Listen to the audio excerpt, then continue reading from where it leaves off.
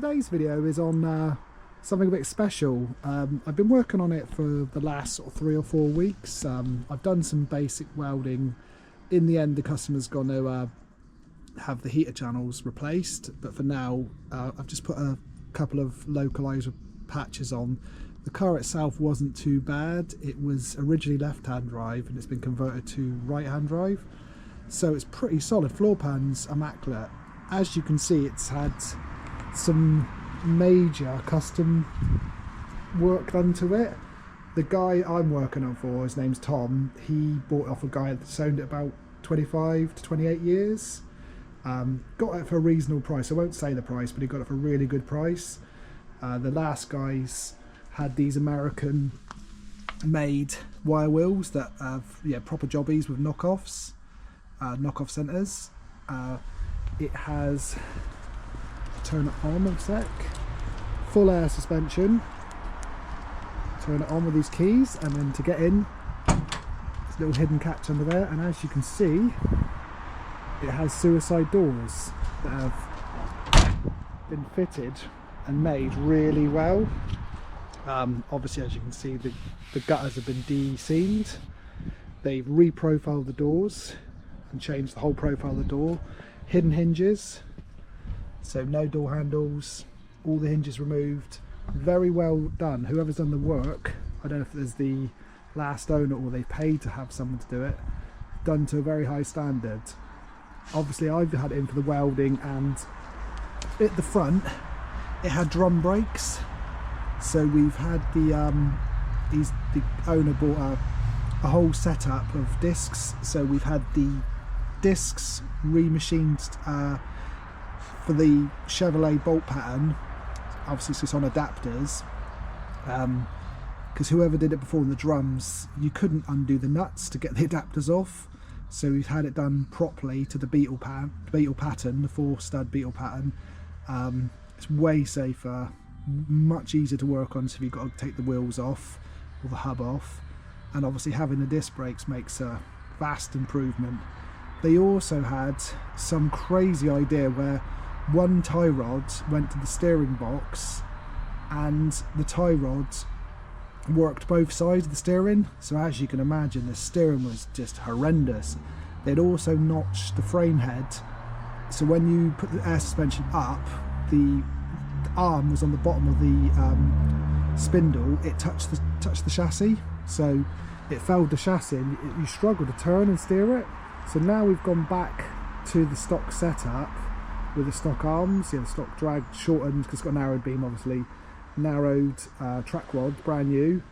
My landlord has just tracked it, so there is other work to do. I think we should run some drop spindles and then modify the tank. The tank has been modified quite a lot already. Most of the bottom's been cut out, but it's in the wrong position, so I think if we raise the tank or replace the tank for a different style tank, when it's sat down, as you can see now, it's pretty low, it's pretty level actually, front to rear.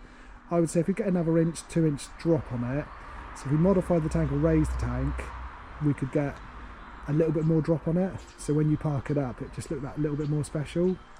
Tom, the owner, his friend is a DJ in America, in California. He's been buying up VW parts, so he's got a long bonnet coming from the States and early valance, so we're going to change that at a later date. We're going to change the deck lid, do a bit more custom work on the deck lid, probably change the backlights to 50s backlights, like the late ovals early big window Beetles had. I'm going to probably run them. I think are really cool, with modern LEDs inside, so they'll be really bright. Obviously you can see it's been de-vented, so there's no vent here, so we're probably going to put vents into the next deck lids because that deck lid's pretty rusty. He's got a lot of plans to do with it, but his first thing is, I think, is just smoke it around next season and then put more money into it. You know, maybe get a paint job. I don't really myself like the look of the paint. I think it would look much nicer with a nice metallic paint job. It would do more justification to the car itself. And I don't like Recaros. I think I know they're what you ran back in the day, but I don't like Recaro seats. I think they're a bit old school. I know the car is very old fashioned, old school. I myself wouldn't run the Recaros. I'd go for something else.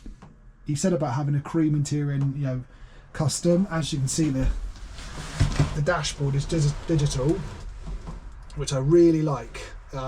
It's a nice touch. Someone's put Mark III Golf indicators and wiper stalks, which I like. It just needs a little bit more thought to hide it all, smooth it out, maybe change the steering wheel. There's so much you could do. Yeah, for the price he's paid for it, it's crazy cheap. The engine it all works and goes. It just needs a bit of work on it, really. Just there's loads more needs doing. As you can, it's been stood around for a while. It hasn't been MOT'd or nothing, so he's got a good basis, I think, for a really cool car. I love the look. I love the wheels. I think it looks really smart. A little bit more work, I think.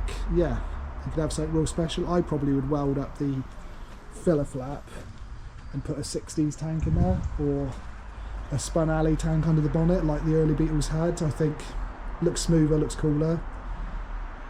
It's a hard one colour wise. I don't know why. I think I'd go for a modern colour, like they do an M3 BMW in like a, I think it's called Irish green, metallic. It's a really nice colour. And Audi do a really nice green as well. Something like that I think I would go for. It would suit the lines of the car more. But I hope you enjoyed the video, and I hope you enjoyed the car. I'll keep you updated on anything that we do to it, or anything changes over the years or next coming year. Thanks for watching.